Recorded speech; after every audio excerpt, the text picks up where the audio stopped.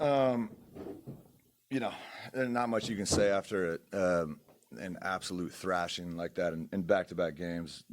Disappointing would be an understatement from myself, from our coaching staff.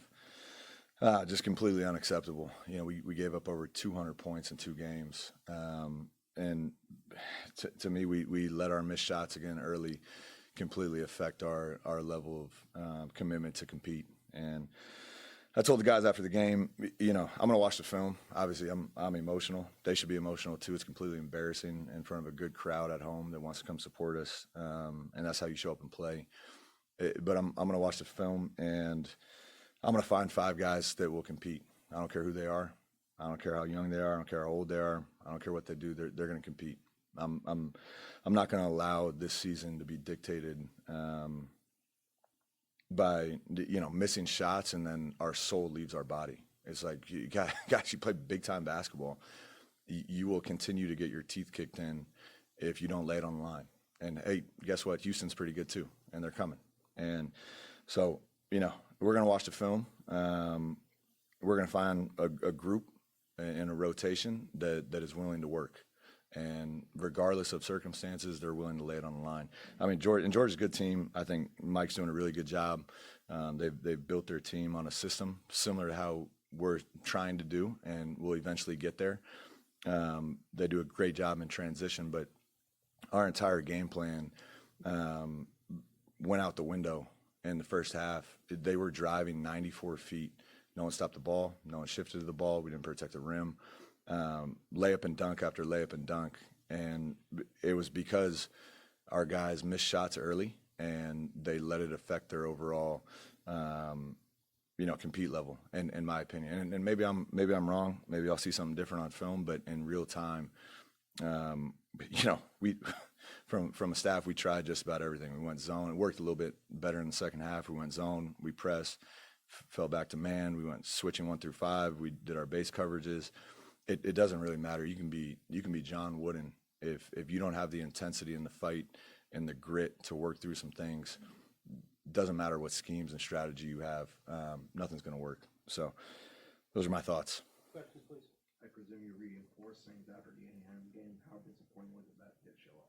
Yeah, and that was the other message I said to our team. We had 2 of the best practices of the year. We had way more intensity in practice than the game, which, guys, what are we doing? The bright lights are on. You got a great crowd, a big-time opponent in the SEC, and we practice harder than we played. We beat each other up more than we did Georgia. It's baffling. And like I said, I'm going to find a group of guys that's willing to lay it on the line, and everyone else is going to sit on the bench. Not to sound like Bobby Knight, the bench is the ultimate motivator.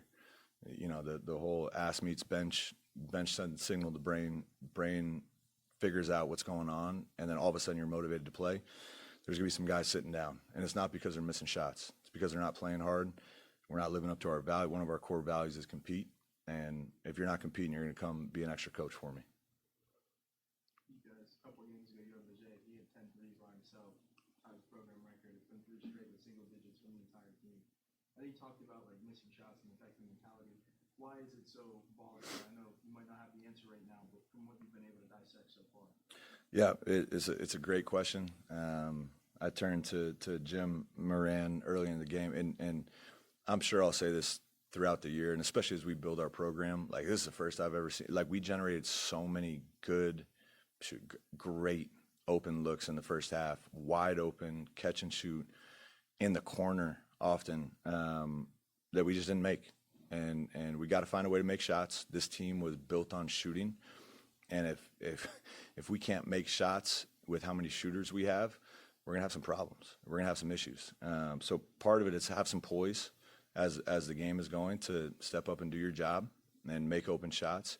But the other part of it, like in life, things don't always go your way. And we let miss shots and great looks, but we let missed shots affect everything else going on. And to me, that's where I draw the line.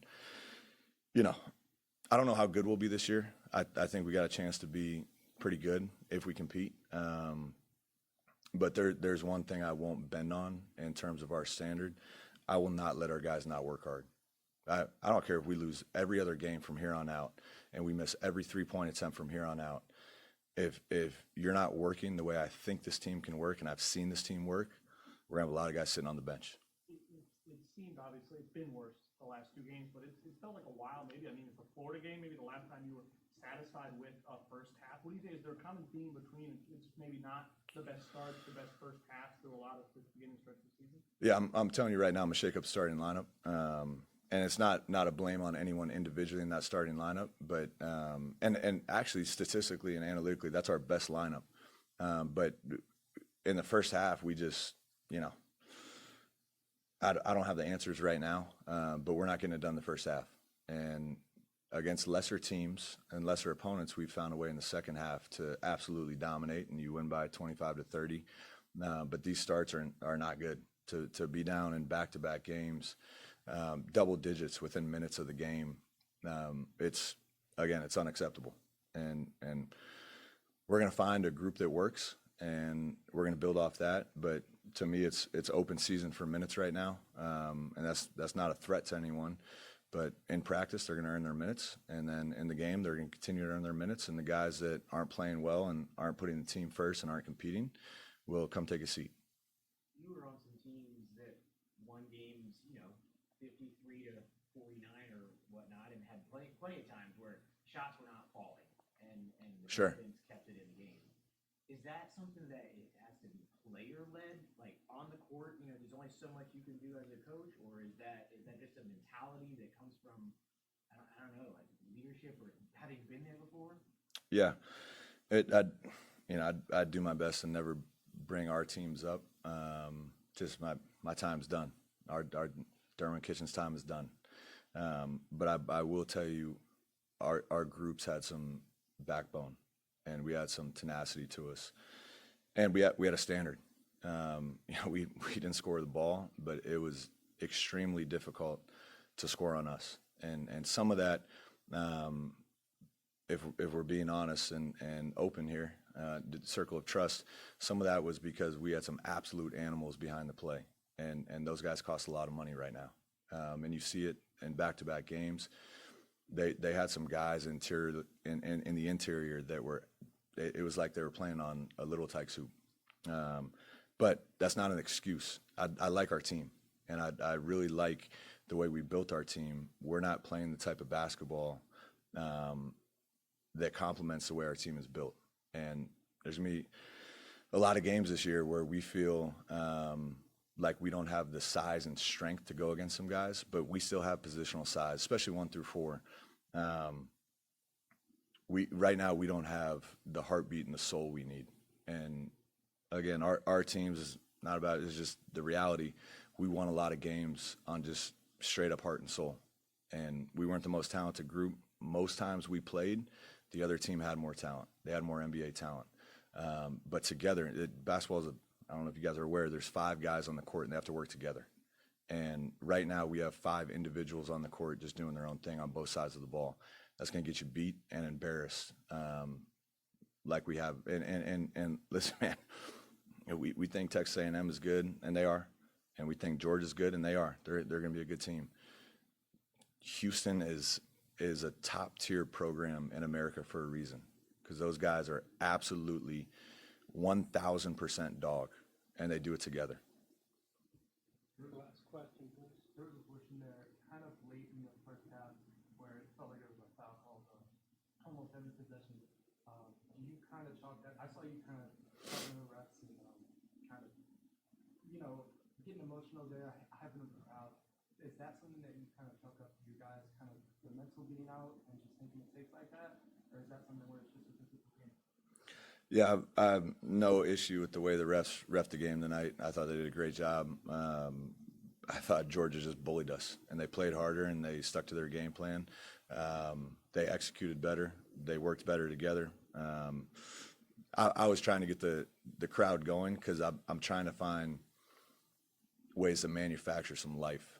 And sometimes that's a coach trying to get the crowd into it. Sometimes, and listen, I'm going to stick up for my team and get in the ref's ear when I feel like it's appropriate.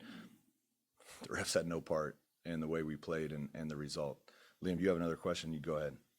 I was just gonna ask, when it comes to free throws, it's such a mental thing. It feels like 90% mental. Yep.